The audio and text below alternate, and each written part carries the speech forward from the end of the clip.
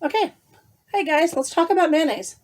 You know, mayonnaise is a great addition to chicken salad, tuna salad, sandwiches. You need it for deviled eggs. There are a lot of reasons to use mayonnaise. Plus, it helps if you're looking at increasing your fat content.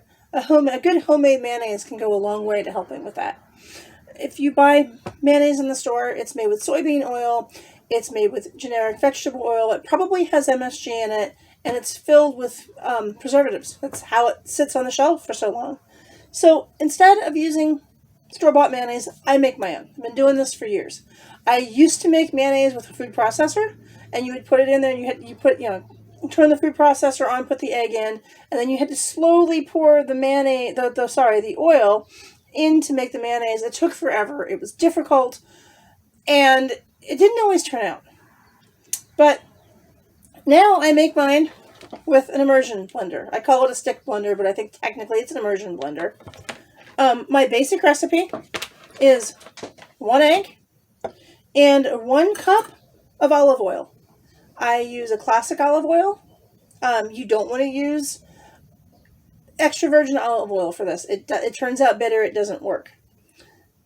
So let's make some mayonnaise. The thing you need to know is that your jar that you're making it in needs to have a flat bottom. Okay? A lot of jars have, curved bottoms, and you need to pay attention to make sure it's flat.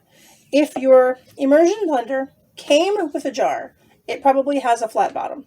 I don't have mine with me, so I'm using this. All right, put your egg in. Okay, so 1 egg, and then you need 1 cup of olive oil. For mayonnaise, make sure that you're not using an extra virgin olive oil or even a virgin olive oil. Just use the classic. And the reason for that is because when you use the extra virgin olive oil with the hand blender, the immersion blender, the oil turns bitter. It does something, it breaks up molecules in some way, and the oil gets really bitter. It does not make for a good mayonnaise. Now, that's your basic recipe. That's really all you need to have thick mayonnaise. Okay? When I make mine, I typically add about a cap of lemon juice to it because I like a sunny mayonnaise. It's probably a little bit more than a cap, but that's okay. I'll add a little bit of salt, and I also use the no salt, no sodium salt replacement, and I do that because it's got a high potassium count on it. This has, 18% of the potassium that you need for a day in a 1/4 teaspoon. And I know from my own dietary tracking that I don't personally get enough potassium in my diet. So I use this every chance I get. I'm just going to put a little bit in here. I'm not going to use a whole lot. And then in this batch, because I'm making chicken salad later, I'm using a spice blend. And this particular spice blend has salt, pepper, rosemary, cayenne, garlic, lemon in it. I've also used whole garlic cloves, 2 or 3. And I've also used fresh onion. Works really well in this. So you can season this however you want. All right, take your immersion blender. You're going to stick it in perfectly straight so it rests against the bottom of your bowl, and turn it on. You're going to listen for the sound change from the blender, and that's how you know when to start moving your blender up, your mixer. So we're going to turn this on.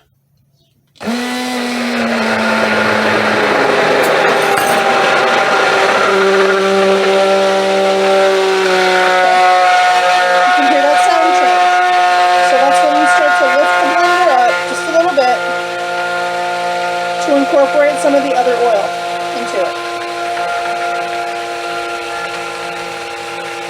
Bring it up very slowly.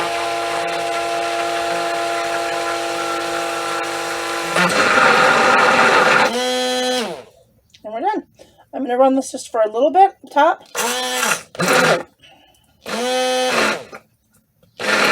There was a little bit of oil on the top of it, so I ran that just sitting on the top.